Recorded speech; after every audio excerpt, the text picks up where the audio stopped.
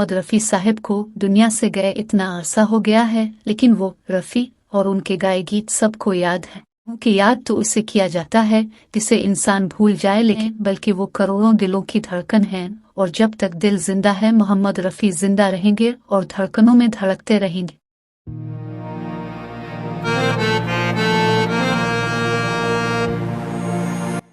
मुसन्निफ और नगमा निगार जावेद अख्तर कहते हैं और वो दुनिया के पहले गुलकार थे जिन्होंने प्लेबैक सिंगिंग को प्लेबैक सिंगिंग बनाया। पहले फिल्मों में इन फनकारों को कास्ट किया जाता था जो अदाकारी के साथ गुलकारी भी करते थे। नूरजहां और के.एल. सहगल उसकी मिसाल रहे हैं। खुद मोहम्मद रफ़ी ने भी अपने करियर के आगाज में 1945 में फिल्म मजनू, 1947 में हिदायतकार शौकत हुसैन रिजवी की फिल्म जुगनू के लिए गाने के साथ अदाकारी भी की थी। जावेद अख्तर अपने इस दावे कि मोहम्मद रफ़ी सबसे बड़े प्लेबैक सिंगर हैं के लिए दलील ये देते हैं कि मोहम्मद रफ़ी दुनिया के पहले गुलकार हैं जिन्होंने महसूस किया कि फिल्मी गायकी और महफिल म्यूजिक कंसर्ट में वाज़ेह फ़र्क होना चाहिए। फिल्म के लिए गाया जाने वाला गीत किसी खास किरदार के लिए होता है। फिल्म में उसकी मखसूस सूरत हाल होती है। हर अदाकार की अपनी शक्ल और शुबहात, लबो लहजा और आवाज़ का एक सौती एहसास होता है जो उसे दूसरों से अलग रखता है।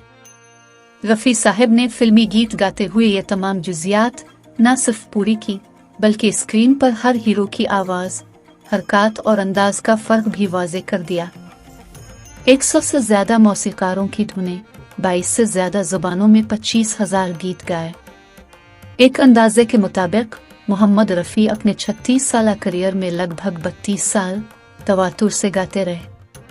उन्होंने 100 से ज़्यादा मौसीकारों के बनाए हुए गीत गाए जो इंडिया में बोली जाने वाली 22 मकबूल और दुनिया में बोली जाने वाली दीगर मरूफ ज़ुबानों में थे।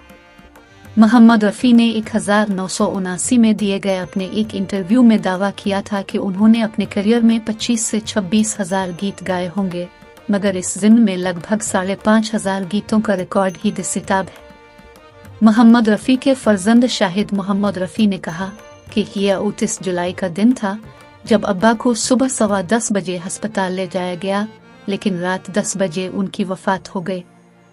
वो बताते हैं कि आम तौर पर वो घर में पंजाबी में बात किया करते थे। मुंबई में अब्बा के साथ हमारी वालिदा और हम बहन भाई थे। बाकी सब रिश्तेदार तो लाहौर में थे, जिनमें दादा, दादी और अब्बा के बहन भाई शामिल थे। इसलिए हमारे घर में लाहौर की बात तो हर वक्त होती रहती थी। मोहम्मद रफ़ी अमृतसर के गांव कोटला सुल्तान सिंह में पैदा हुए और तकसीम हिंद से लगभग 14-15 बरस कबल वो अपने वालिदैन के साथ अमृतसर से आकर लाहौर आबाद हुए। शाहिद रफ़ी बताते हैं कि उनके वालिद कहा करते थे कि कोटला सुल्तान बाजार में एक फ़कीर आया करता था और इस फ़कीर के गीत सुनकर अब्बा के दिल में भी गाने का शौक़ पैदा हुआ। मेरे दादा हाजी अली मोहम्मद एक दीनदार आदमी थे और अब्बा के दिल में गाने का शौक़ पैदा हो गया। मोहम्मद रफ़ी इंतहाई सादा मिजाज और आजिज़ इंसान थे।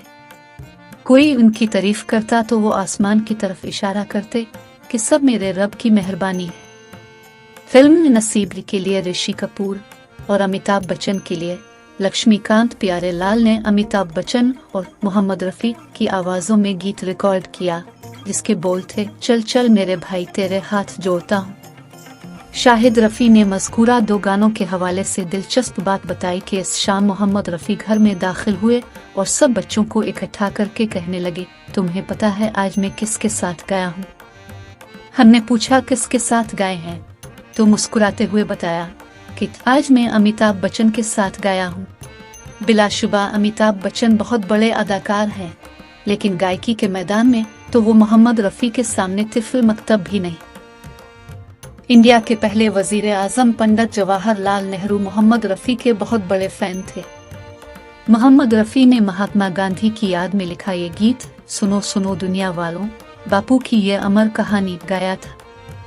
राजेंद्र कृष्ण का लिखा ये गीत गाने पर इंडियन वज़ीर आज़म नेहरू ने मोहम्मद रफ़ी को सरकारी अवार्ड से नवाजा था। नेहरू लगभग 17 साल तक इंडिया के वजीर आजम रहे और इस अरसा के दौरान मुतअद्दिद मरतबा सरकारी और निजी महफिलों में मोहम्मद रफ़ी ने पंडित नेहरू को अपना मधुर संगीत सुनाया। एक तकरीब में जब मोहम्मद रफ़ी अपना ये गीत गा रहे थे, चाहूंगा मैं तुझे सांझ सवेरे, तो पंडित नेहरू की आंखों में आंसू भर आए थे। इसके अलावा 14वें का चांद हो और सुहानी रात ढल चुकी, न जाने तुम कब आओगे, नेहरू फरमाइश करके सुना करते थे। पंडित जवाहरलाल नेहरू मोहम्मद रफ़ी पर बड़े मेहरबान थे। एक मर्तबा उनसे पूछा कि रफ़ी साहब, मैं आपके लिए क्या कर सकता हूँ? इस पर मोहम्मद रफ़ी ने कोई माली फ़ायदा उठाने की बजाय उन्हें सिर्फ इतना कहा कि ऑल इंडिया रेडियो से मेरा नाम रफ़ी अनाउंस किया जाता है, जबकि मेरा पूरा नाम मोहम्मद रफ़ी है। बराकराम हुक्म सादिर फरमाएं कि आइंदा मेरा पूरा नाम लिखा और पुकारा जाए।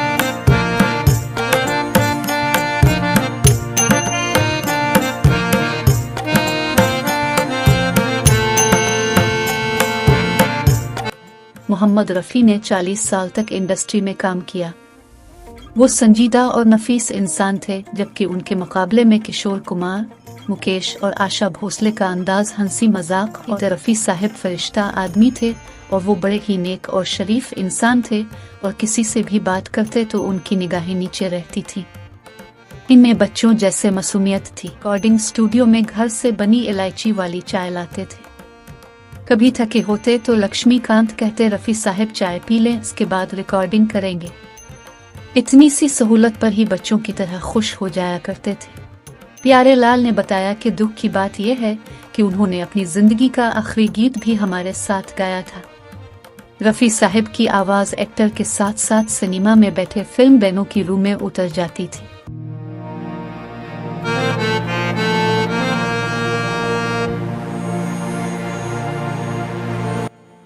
1975 में जब कांग्रेस सरकार ने किशोर कुमार और उनके गीतों पर ऑल इंडिया रेडियो और दूरदर्शन पर चलने पर पाबंदी आयद कर दी थी। इसका पस मंजर ये था कि कांग्रेस सरकार इस वक्त की प्राइम मिनिस्टर इंदिरा गांधी की पॉलिसियों की तशहीर के लिए जलसे और रैलियां मुनक्किद कर रही थी, जिसके लिए किशोर कुमार ने ज्यादा पैसे मांग लिए थे। जब ये मामला बिगड़ा तो किशोर कुमार पर पाबंदी लगा दी गई, जिससे वो बहुत परेशान थे। कि इस मौके पर मोहम्मद रफ़ी ने कांग्रेस वालों से बात की और फिर ये पाबंदी उठाई गई थी। कांग्रेस सरकार रफ़ी साहब का बहुत एहतराम करती थी और उसकी वजह पंडित जवाहरलाल नेहरू से रफ़ी साहब का प्यार और एहतराम का रिश्ता था। अदाकारा माला सहना, जो मसीही हैं, ने अपने इलाका में चर्च की तामीर के लिए चैरिटी शो कराया, जिसमें तवक्को से ज्यादा फंड्स इकट्ठे हो गए। माला सहना ने खुश होकर मोहम्मद रफ़ी को ब्लैंक चेक देने की कोशिश की तो उन्होंने कहा कि माला, क्या जेसस क्राइस्ट तुम्हारे ही हैं, हमारे नहीं। मोहम्मद रफ़ी 30 जुलाई को दुनिया से रुखसत हुए और इससे सिर्फ 8 दिन पहले 22 जुलाई की शाम उनका फ़ोन आया था, जिसमें वो बच्चों की तरह चहक रहे थे और कहा कि तैयार हो जाओ, हम पाकिस्तान जाएंगे। उन्होंने कहा कि सितंबर अक्टूबर की डेट्स किसी को ना देना, हम अपने शहर लाहौर और पाकिस्तान जाएंगे। मुझे वहाँ गुलाम अली, मेहदी हसन और नूर जहां से मिलवाएंगे। रफ़ी साहब ने मुझसे कहा कि हाँ, तुम्हें सबसे मिलवाऊंगा, लेकिन ऊपर वाले को मंजूर नहीं था और साहिब सिर्फ 8 दिन बाद वो इस दुनिया से रुखसत हो गए। जब तलत महमूद उनका माथा चूमते हुए बार बार कहते थे, मोहम्मद रफ़ी, पहले तुमने मुझसे मेरा करियर छीना और अब तुमने मेरे हिस्से की मौत भी मुझसे छीन ली।